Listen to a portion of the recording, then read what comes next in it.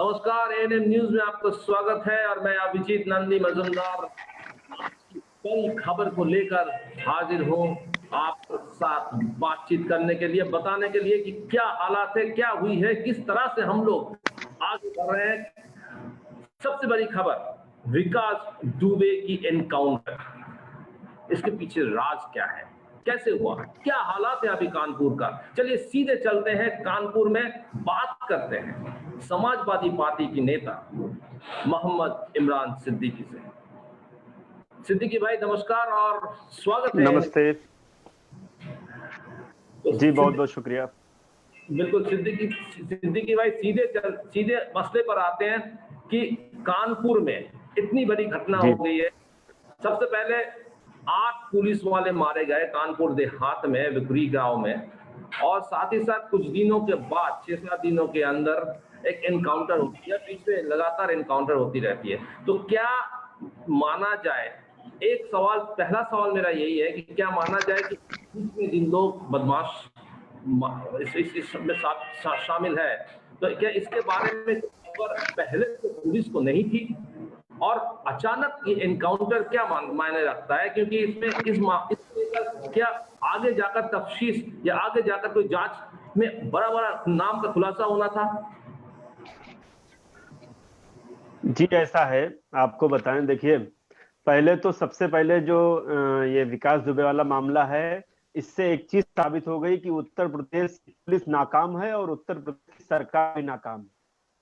आप ये बताइए, 2 दिन वही थाना क्षेत्र के बगल वाले थाना क्षेत्र में, सिवली थाना क्षेत्र में वो आतंकवादी 2 दिन रुकता है और ये कहते हैं जो प्रदेश के मुख्यमंत्री हैं, प्रदेश के मुखिया हैं और प्रदेश के जो पुलिस के मुखिया हैं, वो कहते हैं मैंने नाकाबंदी कर दी है, हर जिले की पुलिस चेकिंग कर रही है। ये बताइए कैसे पहुंच जाता है, ये उज्जैन कैसे पहुंच जाता है? आपकी पुलिस क्या कर रही थी? नाका नहीं, जो भी टोल प्लाजा थे, जगह जगह आपने चेकिंग लगाई थी, हर जिले पे, बॉर्डर पे क्या कर रही थी पुलिस? ये कैसे पहुंच गया फरीदाबाद, कैसे उज्जैन पहुंच गया? आपकी नाकामी साफ साफ नजर आ रही है कि एक अपराधी पूरे उत्तर प्रदेश की पुलिस पे भारी पड़ गया और इसके बाद आप उसको पकड़ नहीं पाए हैं। उसने आत्मसमर्पण किया, उसने जो है पुलिस के खुद हवाले किया है, वो जाके खुद सिक्योरिटी से कहता है कि मैं विकास दुबे हूं। तब वो उज्जैन पुलिस, वहां की जो सिक्योरिटी होती है, वहां का जो स्टाफ होता है, वो सूचना करता है वहां के थाना अध्यक्ष को, पुलिस को सूचना करता है, तब वहां की पुलिस आती है। तो पुलिस ने तो पकड़ा नहीं है, ना तो एमपी की पुलिस ने पकड़ा, ना यूपी की पुलिस ने पकड़ा। उसने खुद जाके आत्मसमर्पण किया, उसने खुद। इमरान जी, यहाँ पे एक सवाल आता है कि एक सवाल ये है कि विकास दुबे की बैकग्राउंडर जो है, 7 केसेस है इनके खिलाफ, पिछले कई सालों से इनका ये आ चुका है। तो कानपुर में विकास दुबे की तो काफी क्रिमिनल हादसा बहुत सारे हैं, तो बावजूद इसको कैसे थे? पहले तो देखिए, हम आपको बता दें कि इस जो अपराधी था, ये आतंकवादी था, इसकी हिम्मत और इसकी ताकत सिर्फ बीजेपी सरकार में ही आती है, क्योंकि इसको भाजपा सरकार से बहुत सपोर्ट मिलता है। आपको बता दें कि 2001 में एक ये थाने के अंदर मंत्री को मारता है, उसी सरकार का मंत्री, उसी सरकार का दर्जा प्राप्त राज्य मंत्री को सिवली थाने के अंदर घुस के मारता है। आप इसकी हिम्मत देखिए। और उसके बाद ये जमानत पे छूट आता है, उसके बाद फिर वही वारदात करता है। और सरकार कौन सी होती है? फिर भाजपा की सरकार होती है। तो इसको बल कहां से मिलता है, कहां से हिम्मत मिलती है? भाजपा सरकार में तो मिलती है। इससे पहले इसने इतना बड़ा कांड नहीं कर दिया। 5 साल हमारी सरकार रही है, छुपा बैठा था कहीं, लेकिन कहीं उसने कोई कांड नहीं किया। हिम्मत इसको ऊपर से मिलती है भाजपा सरकार में। भाजपा सरकार में कैसे? इमरान जी, ये लोग बता रहे हैं कि इनकी बीवी जो है समाजवादी पार्टी के मेंबर है, ये कितना ऐसा है? हमारी जो वहां के जिला पंचायत सदस्य की जो सीट थी, वहां से इसका कोई टिकट नहीं मिला, ना ये चुनाव लड़ी वहां से, और वो सब फर्जी हैं। हमारी पार्टी का कोई, ये इसकी वाइफ ना, ये कहीं से कोई सदस्य नहीं है, ना सक्रिय सदस्य है, ना किसी तरीके सदस्य। हम कैसे मान ले वो हमारी टिकट पे लड़ा?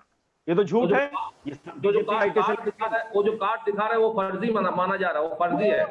हमारी बुलेटिन आती है, पत्रिका आती है समाजवादी पार्टी की, उसकी आजीवन रसीद है वो, वो तो कोई भी ले सकता है। आप पत्रकार हैं, आप कोई पत्रिका छाप रहे हैं, आपसे हम आजीवन के लिए पैसा भर दे और आपसे ले लें, आप हमेशा हमें हर महीने भेजते रहे, तो ये तो कोई भी कर सकता है। ये कोई पार्टी के सदस्य थोड़ी नहीं है हमारे। और वो तो ये खुला है, आपको बता दें सरकार कैसे उसको बचा रही है। हम कह रहे हैं कोई करके दिखा दे, पुलिस कैसे घर उसका खोद देती है, कैसे कैसे उसको पकड़ निकाल लेती है। ये कैसे बचा रहा 7 दिन? सरकार का साथ नहीं है? आप बताइए। ऐसे कोई अपराधी थोड़ी नहीं भाग जाएगा। कौन कौन से कितने बॉर्डर पड़े होंगे, आपको कितने जिले पड़े, आपको दिल्ली जाने में कितने जिले पड़ते हैं, और फरीदाबाद जाने में, उसके बाद उज्जैन जाने में क्या कर रही थी पुलिस? चेकिंग नहीं कर रही थी? नाकाबंदी काहे की थी? ये तो झूठ है ना। असल में आपको एक चीज बता दें, ये जो सरकार है वर्तमान में भाजपा की, इसने जो नींव रखी थी, यानी शुरुआत करी थी, झूठ से करी थी। इसने जो सत्ता हासिल करी है झूठ से करी है, और झूठ की जब शुरुआत से झूठ हो तो प्रदेश का कभी विकास नहीं हो सकता। आज वही हालात है कि हमारा जो प्रदेश है बहुत बुरे दौर से गुजर रहा है। आप तो बाहर के हैं, हम इस जिले के हैं, हम इस प्रदेश के हैं। हम आपको बता दें क्राइम इतना बढ़ गया है, हर अपराधी भाजपा की शरण में है। भाजपा के मंत्री विधायक उसका साथ दे रहे हैं, तो क्राइम बढ़ते ही जा रहा है। तो आपकी मांग क्या है कि इनको पहले से इनको जाके जांच पड़ताल क्यों नहीं हुआ, या एक वर्कर नहीं, इसकी जांच देखिए। जी जी, एक वर्कर ऐसा है, एक सामने आ रहे हैं कि इमरान जी की इसमें अगर इनसे पूछताछ किया जाए तो बहुत सारे नाम उभर कर सामने आ सकता है। ठीक से जांच किया जाए तो बहुत सारे लोगों की साठगांठ आ सकता है। सरकार नहीं चाहती थी ना, ये सरकार नहीं चाहती थी। अगर ये सरकार अगर ऐसा करती तो पता नहीं इनके कितने मंत्री, कितने विधायक और कितने अधिकारी को नाम आते।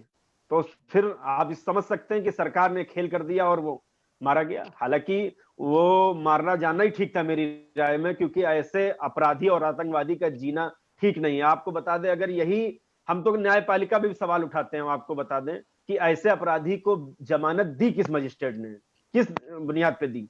अगर ये 2001 में ही जो इसने कांड किया था, अगर इसको सजा पड़ जाती, सजा मिल जाती और ये जेल से बाहर ना आता, तो ये आज जो 8 हमारे जवान शहीद हुए हैं, हमारे पुलिस वाले शहीद हुए, वो ना होते। तो न्यायपालिका में भी हम सवाल उठाएंगे, कैसे उसकी जमानत हुई, कैसे वो बाहर आया?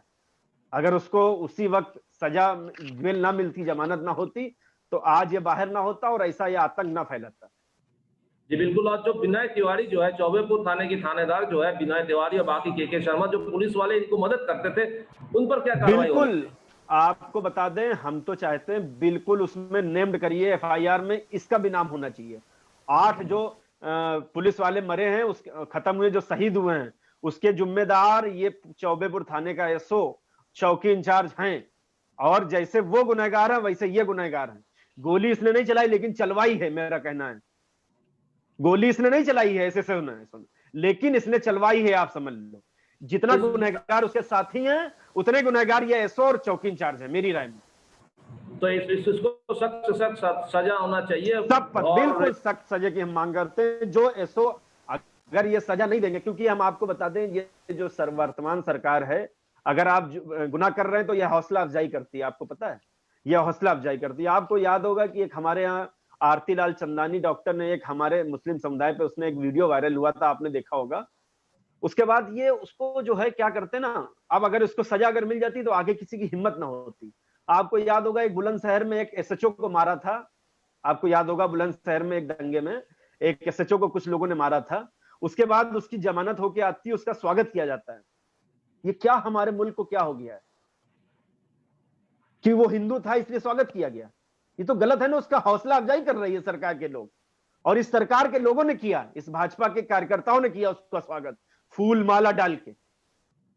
अगर ये मारा ना जाता है तो हम आपको बता रहे हैं, आने वाले समय कहीं ना कहीं से टिकट लेके चुनाव लड़ता है ये। और आज हम आपको सोशल मीडिया पे हम देख रहे थे कि उसकी जो पत्नी है, उसको, उसके लिए लोग कह रहे हैं कि 2022 में विधायक का चुनाव लड़ेगी ये क्या है? हमारा देश कैसा देश था, क्या हालात हो गए हमारे देश के। मतलब अगर आप मुस्लिम विरोधी हैं तो आप फिर लीडर हैं, भाजपा के वरिष्ठ लीडर, मतलब बड़े नेता हो जाएंगे आप। तो इसमें आज की तारीख में अभी कानपुर की ताजा तरीन हालात क्या है इस मुद्दे का? आज इस घटना के बाद अब क्या स्थिति है कानपुर की स्थिति तो नॉर्मल है, कोई ऐसी बात नहीं। आज अभी हम शहर से ही आ रहे हैं, घूम के ही आ रहे हैं। कचहरी तक गए थे, तो वहां तो ऐसा कुछ